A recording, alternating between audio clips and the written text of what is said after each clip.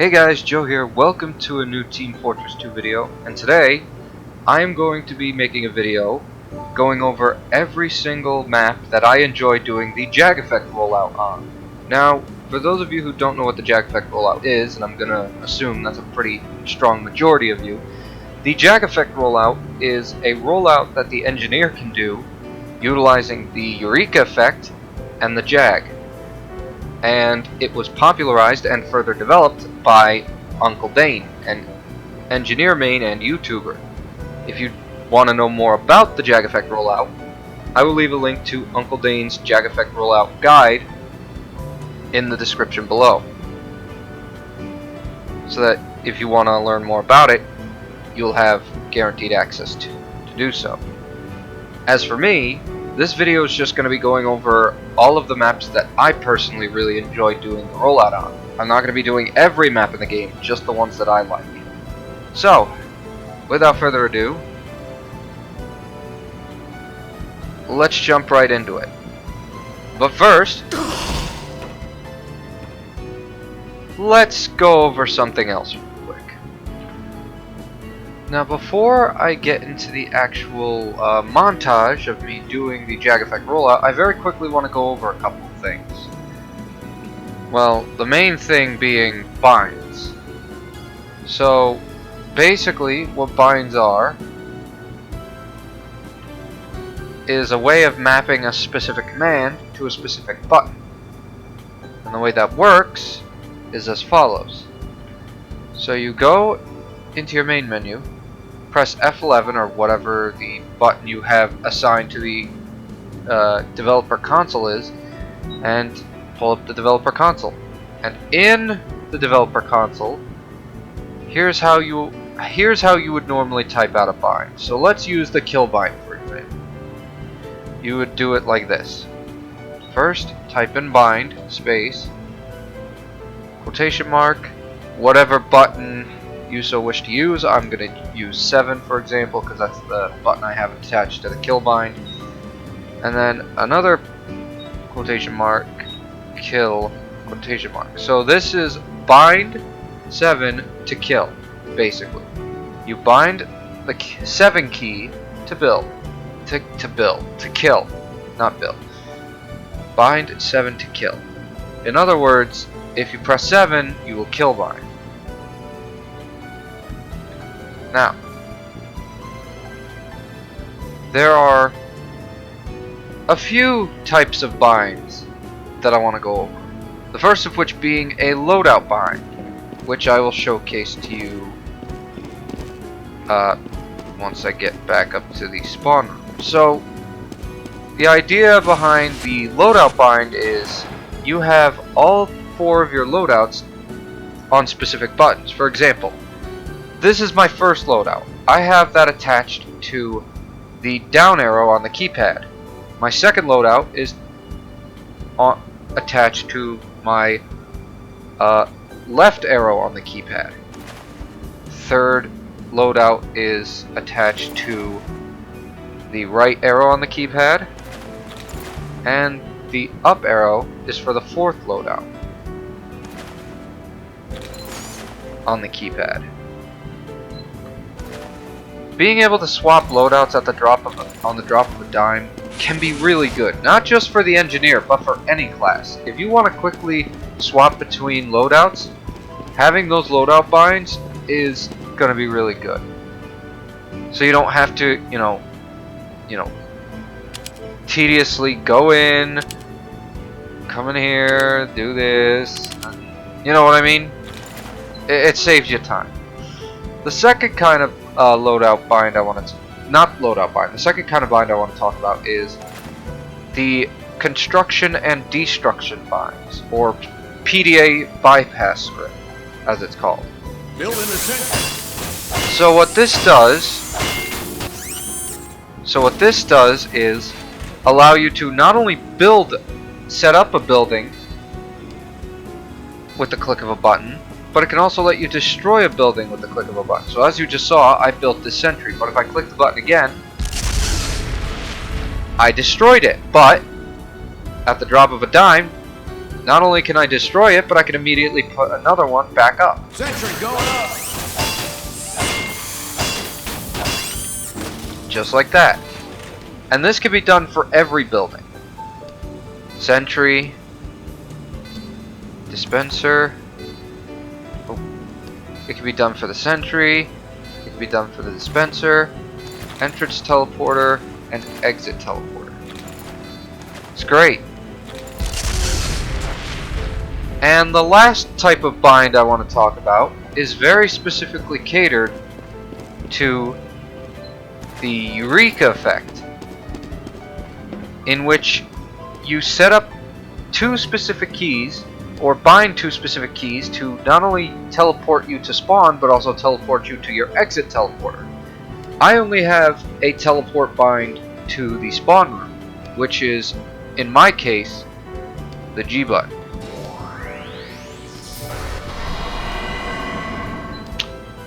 Now, you don't have to just use the G button, you could use anything. Which is why I'm going to say, if you are going to set up these binds, if you are going to utilize the binds, which are in the description by the way, highest recommendation is just set those binds to whatever buttons you feel the most comfortable with. Because whatever you're the most comfortable with, it's going to work a lot better. And with that, I think I've pretty much gone over everything that needs to be said. So, with that said, let's get on to the montage. Here we go.